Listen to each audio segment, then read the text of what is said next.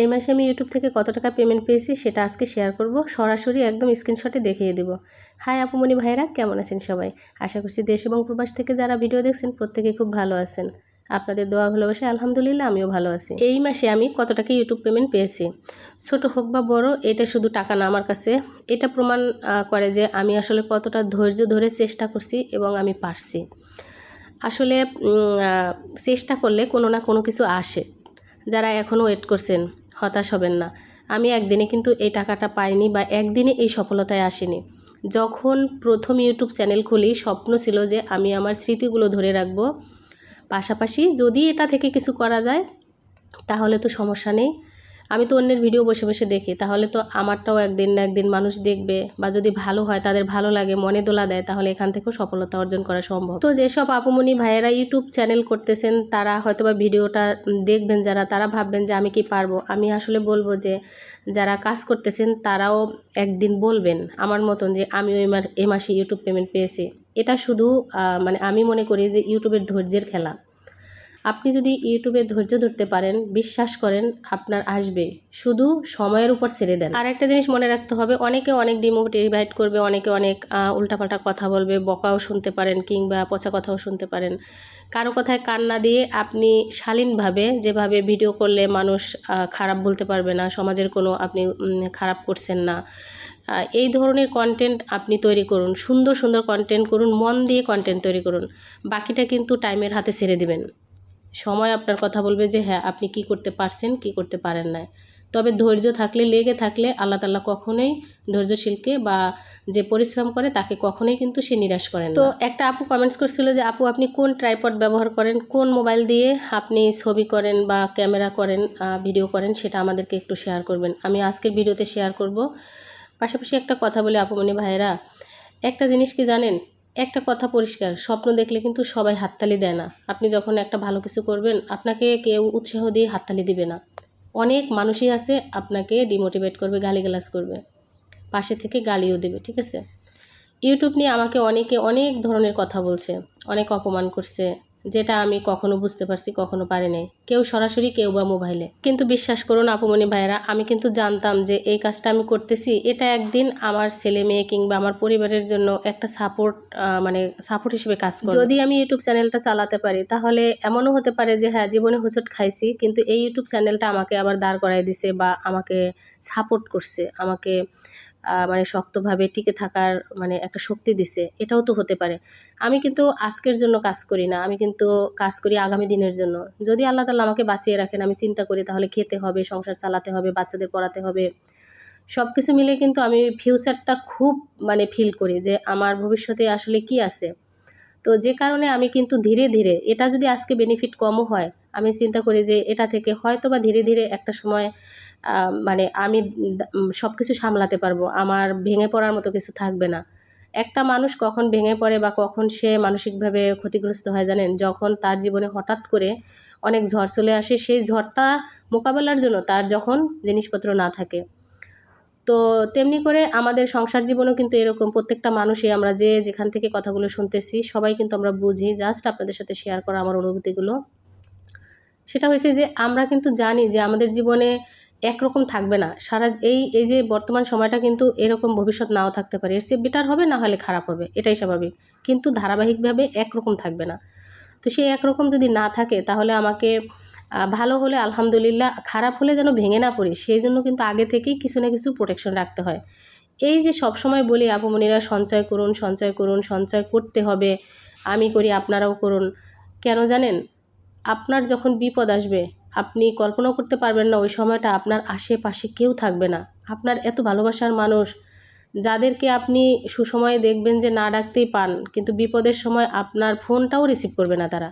যদি বুঝতে পারে আপনি বিপদে পড়ছেন তাহলে আপনি একবার ফোন দিবেন, দ্বিতীয়বার তাদের আর আপনি খুঁজেই পাবেন না। কেউ কেউ আছে আপনাকে ব্ল্যাকলিস্ট করে দেবে। এটা বাস্তবতা ভাই বোনেরা, এটা বাস্তবতা। এটা কিন্তু ইমোশনাল কথাবার্তা না বা কোনো বানোয়াট কথাবার্তা না। প্রত্যেকেই কিন্তু বলবেন যে হ্যাঁ আপু ঠিক কথা বলছেন। তো এই ঠিক কথাটা জানার পরে আমরা কেন বসে থাকবো বলেন? আমরা কিছু না কিছু করার চেষ্টা করি। আমি ইউটিউব করতেছি আপনাকে করতে হবে সেটা না। আপনার ভিতর কোন যোগ্যতাটা আছে, আপনি কোনটা করতে ভালোবাসেন। আপনি কি সেলাই করতে ভালোবাসেন, নাকি আপনি ঘরে বসে এমন কিছু তৈরি করতে ভালোবাসেন যেটা অনলাইনে সেল করতে পারেন কিংবা সরাসরি কোনো দোকানে দিতে পারেন, অথবা আপনি সংসারটা সুন্দর করে চালিয়ে একটু সঞ্চয় করে এখান থেকে আয় ব্যয় থেকে হিসাব নিকাশ করে সংসার চালানোর পরে আপনি একটু মানে হলেও জমাবেন, জমে সেই টাকাটা একটা সময় বিপদে আপনার কাজে লাগবে। তো এই যে এই ছোট্ট ছোট্ট মানে সাহস প্ল্যান, এই প্ল্যানগুলোর জন্য কিন্তু বা আমার এই মানে কি বলবো এটাকে বলে যে ভবিষ্যৎ প্ল্যান, এই ভবিষ্যৎ প্ল্যানের জন্য একটু হলেও কিন্তু আমরা মানসিকভাবে সুস্থ থাকতে পারি বা সাহস পেতে পারি যে হ্যাঁ আমরা ভাঙবো না, বিপদে আসলে আমরা হোঁচট খেলেও আমরা থামবো না। জানেন আপুমনি ভাইয়েরা, আপনাদেরকে বলছিলাম না যে কোনো কোনো সময় আছে মন খারাপ থাকে অনেক ভালো কিছু আসলেও জীবনে। আমার জীবনে অনেক ভালো ভালো মানে গোল সেট হয়েছে বা আসছে, সেখানেও না আমি খুশি হতে পারিনি। কেন পারিনি জানেন? সেটা হয়েছে এই জিনিসগুলো যখন শুরু করি তখন আমাকে অনেকে কাকসিলের মতো ঠোকরাইছে, মানে আমাকে অকথ্য ভাষায় গালিগালাজ করছে। তারা কখনো কল্পনাও করে না যে আমি আমার ছেলে মেয়েকে নিয়ে ফিউচারে কিভাবে চলবো। আমার ছেলে মেয়ের 1 মাসের প্রাইভেট খরচ, 1 দিস্তা খাতা কলম কিংবা 1 ডজন খাতার দাম কেউ কিন্তু দেয় নাই। আমার মেয়েকে আপনারা ভাবতে পারবেন কিনা আমি জানি না, আমাদের খুব মানে নামি দামি কিছু লোকজন আছে যারা মানুষকে মানে দান খয়রাত করে বেড়ায় কিংবা দেখায় সমাজের উন্নয়ন করে। অনেক মানুষ আছে এরকম, আমাদের আত্মীয় স্বজনের মধ্যেও থাকে। আমরা আমাদের প্রথম লাইফে আমার মেয়েটা যখন স্কুলে যায় তো অনেকগুলো ফার্নিচার বানাইছিলাম। তো ওই সময় বলা হয়েছিল একজনকে যে আমার মেয়ের জন্য একটা পড়ার টেবিল যেন বানাই দেয়। ঠিক আছে, বিশ্বাস করেন ভাই বোনেরা, সে কিন্তু সেই পড়ার টেবিলটা আমার মেয়েকে বানাই দিছিল না। তার কিন্তু টাকার অভাব নাই, তার অনেক কিছু আছে, গাড়ি বাড়ি আছে। ঠিক আছে, আমাদের যে টাকা ছিল না পড়ার টেবিল কেনার বা বানানোর তা না, আমরা তো জব করি দুজনে। কিন্তু বিশেষ একটা কারণে তার ওইখানে ফার্নিচার বানাইতে দেওয়া হয়েছিল এবং টাকাটা ওই সময় সে পেমেন্ট করছিল। তাকে বলা হয়েছিল যে সে যেন আমার মেয়ের জন্য একটা পড়ার টেবিল বানায়। কী অজুহাত দিছে জানেন? সে বলছে এখানে ভালো কাঠ নাই, পড়ার টেবিল বানানো মানে এখানে পারবে না, ভালো কাঠ ছিল না। ঠিক আছে, যাই হোক ওটাই সত্যি কথা। পড়ার টেবিল তো পরে আমরা কিনছি, কিন্তু দেখুন ওই সব মানুষ যারা আপনার বিপদে কাছে থাকবে না, আপনাকে 1 টাকা দিয়ে হেল্প করবে না, তারাই আবার আপনাকে দেখবেন আপনি যখন কোনো ভালো কাজ করবেন, ভালো কাজ করতে যাবেন তখন কিন্তু আপনাকে বাধা দিবে, নেগেটিভভাবে শো করবে সমাজের কাছে। দেখুন আমার মেয়েটা তখন মাত্র প্লে কিংবা নার্সারি ছিল। যাই হোক আজকে কিন্তু আমার মেয়ে ক্লাস 10-এ পড়ে। আমার মেয়ের কি পড়াশোনা থেমে গেছে? আল্লাহ তাআলা কিন্তু ঠিক আমার মেয়েকে এই পর্যন্ত নিয়ে আসছে। আল্লাহর ইচ্ছা থাকলে সে সামনে আরও আগাবে, কোনো বাধাই মানে বাধা থাকবে না। তো কষ্টটা কিন্তু মনে আছে যে মানুষ অনেক আছে, অনেকে দিবে। আপনার দেখবেন নিজের আত্মীয় স্বজন অনেক আছে, সে অন্য মানুষকে সহযোগিতা করবে কিন্তু আপনার জন্য কিছুই করবে না। কারণ সে জানে যে আপনাকে করলে আপনি অনেক ভালো অবস্থায় যাবেন বা ভালো থাকবেন, আপনি তার পায়ের কাছে বসে থাকবেন না। ঠিক আছে, তো সেজন্য বলবো যে নিজের আত্মীয় স্বজনের কাছে কেউ মাথা নত করবেন না। আর ভাই বোনেরা, আমি বলতেছিলাম যে এই যে একটা ট্রাইপড দেখাইতেছি, তো এই ট্রাইপডটা হয়েছে একটা রিং স্ট্যান্ড, ওখান থেকে আমি নিয়েছিলাম, মানে রিং স্ট্যান্ড। ওই রিংয়ের যে লাইটগুলো থাকে সেগুলো আমি আনি নাই, শুধু স্ট্যান্ডটা আনছিলাম। আর এটা অনেক বড় হয়, কয়েক ফিট উঁচু। তো আমি যখন ভিডিও করি এইটাই রেখে কিন্তু ভিডিও করি। একটা আপু বলতেছিল যে আপু আপনি কোন ট্রাইপড ব্যবহার করেন? তো এইটা আসলে যে রিং লাইটের যে স্ট্যান্ড সেইটা, আর এই যে হেডগুলো আমাকে আলাদা আলাদা দিছিল, এইটা আমি কিনছিলাম। তো এইটাই আমার বেশ ভালো, এই একটাই করি। আর এই একটা দেখুন, এই একটা স্ট্যান্ড আছে, এইটা আমি কোনো দিনই কাজে লাগাই নাই, কিনছি আবেগবশত। এই যে কিছু কিছু জিনিস আমরা দেখে কিনি, আসলে এটা কাজে লাগবে কিনা বুঝি না। তো এটা কখন কোন দিন কাজে লাগবে আমি জানি না, রেখে দিছি। এটা কিন্তু অনেক সুন্দর একটা স্ট্যান্ড, এটার হেডটাও খুব সুন্দর। তো ইউটিউব ভিডিও যারা করেন তারা কিন্তু আসলে অনেক অনেক বেশি কিছু খরচ করার দরকার নেই, একটা ট্রাইপড হলেই যথেষ্ট। একটা ট্রাইপড হলে আপনি কিন্তু সুন্দর মতো ভিডিও করতে পারবেন, আর বাকি কোনো কিছুই দরকার হয় না, সাধারণ একটা মোবাইল হলেই যথেষ্ট। একটা আপু ফোন করে বলছে আপু আপনার ক্যামেরা কোয়ালিটি খুব সুন্দর, আপনি কোন মোবাইল দিয়ে ভিডিও করেন? আসলে আপুমনি ভাইয়েরা, আপনাদেরকে সত্যি কথা বলি, আমার ভিডিও কোয়ালিটি তেমন ভালো না, হয়তো বা আপুর কাছে ভালো লাগছে। আমি এডিটিং করি তাই হয়তো বা এটুকু ভালো হয়। সেটা হচ্ছে যে এডিটিং করার পরে এই কালারটুকু বা এইটুকু ফ্রেশ আসে। মোবাইলটা তেমনটা ভালো না, মোবাইলটা হয়েছে ভিভো। তো ভিভো খুব কম দামি, মাত্র 16,000 টাকার একটা মোবাইল আমি ব্যবহার করি। আর এই যে ট্রাইপডটা, এইটুকুই আমার ইউটিউব সরঞ্জাম, আর কিচ্ছুই নেই। আর শুধু আমার নিজের চেষ্টা আর হচ্ছে নিজের মানে যেটা পরিশ্রম আর কি দিই, এইটাই। তো আপনাদেরকে বলবো যারা ইউটিউব চ্যানেল করছেন বা করবেন, আমি বলবো যে আপনাদের ইউটিউবের জন্য কোনো টাকা খরচ করবেন না। আপনার হাতে যে অ্যান্ড্রয়েড সেট থাকবে আর একটা ট্রাইপড নিতে পারেন শুধু, কারণ আপনি সবসময় কাউকে পাবেন না, ভিডিও করার জন্য বিরক্ত করতে পারবেন না। ট্রাইপডটা আপনাকে হেল্প করবে একজন ক্যামেরাম্যান হিসেবে। এইটুকুই করবেন, এছাড়া আপনি বাকি কোনো অর্থ অপচয় করবেন না, কারণ আপনি লেগে থাকবেন ধৈর্য ধরে এখানে অনেক দিন, সেই জন্য আপনি কোনো টাকা খরচ করবেন না।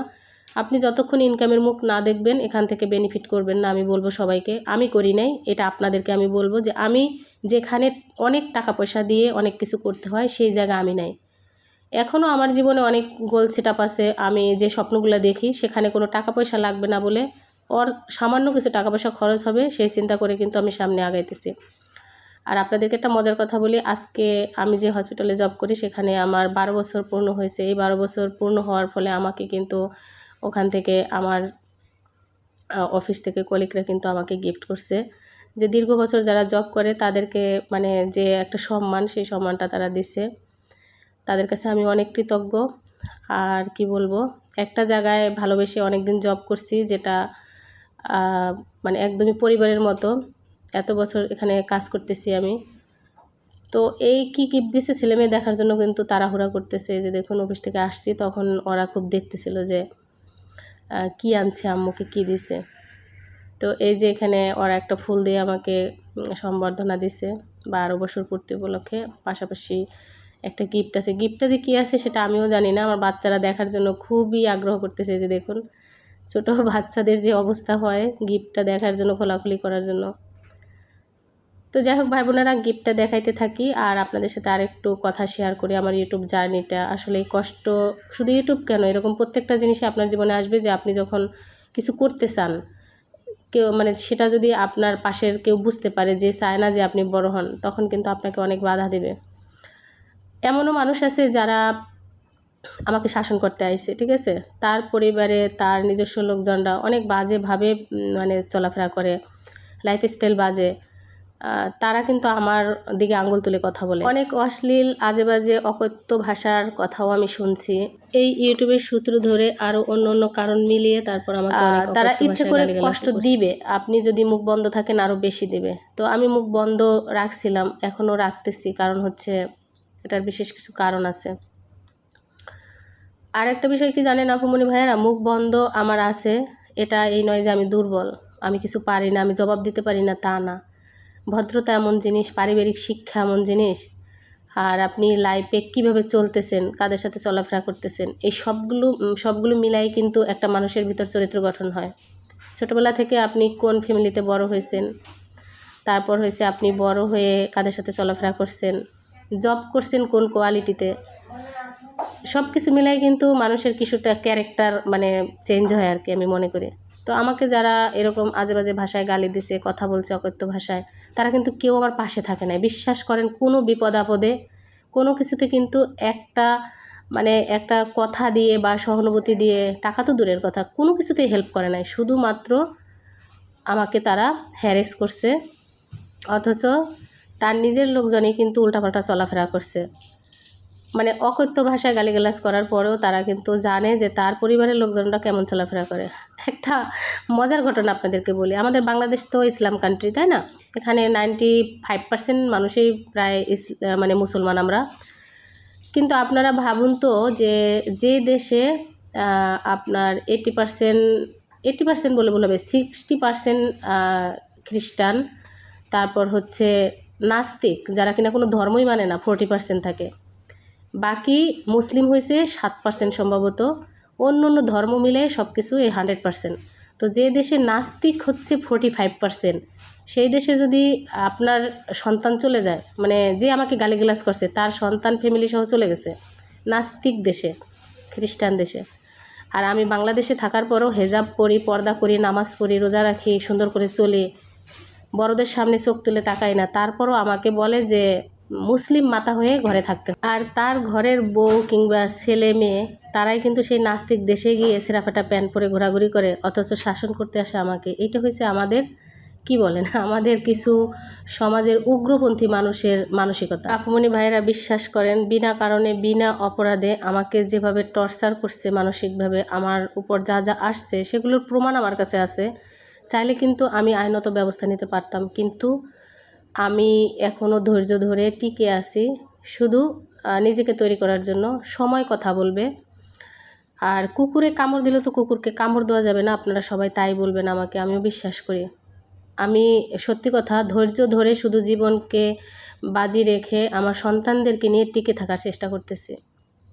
আমার পাশে কিন্তু আশেপাশে কেউ নাই আমার। আমি শুধু আপনাদের ভালোবাসার জন্য ইউটিউবে আসি। আপনারা এত সুন্দর সুন্দর কমেন্টস করেন আর আমাকে এত ভালোবাসেন, সেই জন্য কিন্তু আমি ইউটিউবে আমার মনের কথাগুলো শেয়ার করতে আসি। এই কথাগুলো যদি কারো গায়ে লাগে সেটা আমার কিছু করার নাই, কারণ যার চরিত্রের সাথে লাগবে, যার আচরণের সাথে লাগবে, সে তো খেউ খেউ করবে। আর যার লাগবে না সে কিন্তু আমার কষ্টটা বুঝতে পারবে। আর যে এগুলো ঘটাইছে বা ঘটায় যারা, তাদের কিন্তু খুব লাগবে। তো এই লাগালাগি নিয়ে আর আসবেন না আমার কাছে কেউ, আমার এই চ্যানেলে আসবেন না। যদি কেউ দেখে থাকেন এই কথাগুলো কারো গায়ে লেগে থাকে, প্লিজ আমার কাছ থেকে অনেক দূরে থাকবেন। আমি আপনাদের কোনো ক্ষতি করি নেই, ক্ষতি করবও না। আমাকে বাঁচতে দেন আমার মতো, ঠিক আছে? আপনি আপনার ফ্যামিলির যারা এখনও আছে, এই যে নাস্তিক দেশে গিয়ে ঘোরাফেরা করে, তারপর হয়েছে কি করে না করে, এইগুলো ভালো করে খেয়াল করেন। আমি তো মাশাল্লাহ খুব সুন্দর করে চলি। আমার চাল চলন বাংলাদেশের এই যে লাখ লাখ মানুষ দেখতেছে, এখন আমার অনেক ভিউয়ার্স, অনেক সাবস্ক্রাইবার, কেউ না কেউ আমাকে দেখলে অবশ্যই খারাপ হলে সেটা আমাকে বুঝিয়ে বলবে। তো যারা আমার আপনই না, আমি তাদের কথায় কানও দেই না, কান দেওয়ার চেষ্টাও করি না। আমার সন্তানদেরকেও তাদের নজর থেকে দূরে রাখবো, ইনশাল্লাহ এটাই আমি করব। তো আপুমনি ভাইয়েরা, এইটা ছিল আমার নভেম্বর পেমেন্ট, এটা ইউটিউবে জমা হয়েছে। এই যে এখানে পেমেন্ট হ্যাজ বিন সেন্ট লেখা আছে। তো এই পেমেন্টটা আমার ইসলামী ব্যাংকে জমা হয়ে গেছে, এটা নভেম্বর পেমেন্ট। তো যে কারণে আমার খুব খুশি লাগতেছিল। এই পেমেন্টটা এই সময় আমার দরকার ছিল, ডিসেম্বর মাস, বাচ্চাদের নতুন স্কুলে ভর্তি, জামা কাপড়, বই খাতা, কিংবা এখান থেকে কিছু টাকা আমি আমার পছন্দ মতো বিশেষ কিছু জায়গায় আমি খরচ করব, যেটা আমি কথা দিয়েছিলাম। তো যাই হোক, এইটা কিন্তু বড় কথা, অনেক বড় কথা। $122 প্লাস জমা হয়েছে। এটা $1 সমান সমান যদি 120 হয়, আপনারা $1 সমান সমান যদি 120 টাকা হয়, তাহলে আপনারা হিসাব করবেন যে $122 কত টাকা আমার আসছে। তো এইটাই বলার উদ্দেশ্য ছিল যে এখন ডিসেম্বর মাস, আমরা যেভাবে আছি, যে পরিস্থিতিতে আছি, আমাদের সমস্যা, আমাদের অর্থনৈতিক কষ্ট, সব কিছু মিলে এটা কিন্তু তারা দেখে নাই, যারা আমাকে অপমান করে বসে আছে, যারা আমার এই ইউটিউব নিয়ে একসময় অনেক বাজে কথা বলছে, তারা কিন্তু কেউই কিন্তু এখন আমার কষ্টগুলো দেখে না। আমার কিন্তু এই টাকাটা এখন কাজে লাগবে, ঠিক আছে? আর যারা আজে বাজে কথা বলে চলে গেছে, ওই আঘাত দিয়েই চলে গেছে, ওই পর্যন্তই তাদের বড়লোকি বাহাদুরি, ওই পর্যন্তই। তারা সারা জীবন কিন্তু আমাদেরকে মই হিসেবে ব্যবহার করছে উপরে ওঠার জন্য। আর বিপদ আপদ অসুবিধায় কাছে থাকা তো দূরের কথা, কিভাবে আমার কাটা ঘায়ে তারা আরেকটু লবণ ঢেলে ঘষতে পারে, সেই ব্যবস্থায় কিন্তু সব সময় করে। আমার কষ্টের সময় আরও কিভাবে কষ্ট দেওয়া যায়, আমাদের অনেক অর্থনৈতিক কষ্ট দিচ্ছে, অনেক অর্থ নষ্ট করছে অনেক লোক, যারা আমাদের দ্বারাই উপরে উঠছে। একটা দিন আমার হাজব্যান্ড খেয়ে না খেয়ে যাদের জন্য কষ্ট করছে, তারাই কিন্তু আমার হাজব্যান্ডকে টেনে হিঁচড়ে একদম মাটির সাথে মিশিয়ে দিছে। অনেক অর্থ নষ্ট করছে। আমাদের প্রতিটা ঘামের ফোঁটায় ফোঁটায় কিন্তু এই যে ইনকামের অংশ আছে আমাদের, যে আমরা যে ইনকামগুলো করি কষ্ট করে, এইটা প্রত্যেকটা ফোঁটায় কিন্তু ঘামের গন্ধ। আমাদের অনেক কষ্ট করি, আমরা প্রাইভেট জব করি, সেই কষ্ট করা উপার্জনের টাকাগুলো আমাদের অনেক খারাপভাবে নষ্ট করছে কিছু লোকজন, যেটা বলার মতো না। অনেক মোটা অঙ্কের একটা টাকা আমাদের কিন্তু নষ্ট হয়েছে, যেটা যারা করছে আল্লাহ তাদের কোনো দিনও ক্ষমা করবে না। আমার মনের যতদিন কষ্ট আছে, আমি সত্যি কথা এর দাবি আমি কোনো দিনও ছাড়বো না, ঠিক আছে? তো যাই হোক, আমি বেঁচে থাকার লড়াই করতেছি ভাই বোনেরা। আপনারা যারা এতক্ষণ আমার এই কথাগুলো শুনছেন, আজকের ভয়েসটা শুনে আপনারা বুঝতে পারছেন যে আমি অনেক হ্যাপি, বাট তার ভিতরেও কিন্তু বিশাল একটা কষ্ট জড়ানো আমার মনের মধ্যে। তো আপনাদের উদ্দেশ্যে একটা কথাই বলবো, যে কোনো কিছু পেতে হলে ভাই বোনেরা, সেটা কিন্তু কষ্ট ছাড়া আসে না। কিছু খারাপ শক্তি আছে আপনার বাধা হয়ে দাঁড়াবে, আপনার পথের কাটা হবে, আপনাকে টেনে হিঁচড়ে নিচে নাম। আর আমার এই ইউটিউব চ্যানেলটা করার পেছনে অনেক কারণ আছে। আমি যেন সামনে সেই কাজগুলো করতে পারি, আপুমনি ভাইয়েরা আমার পাশে থাকবেন আপনারা, আর আপনারা আমাকে সাহস যোগাবেন। একটা মানুষ কিন্তু একটা কিছুর হাত ধরে সে আরেকটা অন্যরকম স্বপ্ন দেখার জন্য। তো এইটা এখন বর্তমানে যেহেতু ডিজিটাল যুগ, আপনার অনলাইন প্ল্যাটফর্ম ছাড়া কিন্তু কোনো কিছুই সম্ভব না আগানোর জন্য। তো আমিও চেষ্টা করতেছি ধীরে ধীরে আগাবো। অনেক স্বপ্ন আছে, অনেক প্ল্যান আছে, আপনাদের সাথে শেয়ার করব।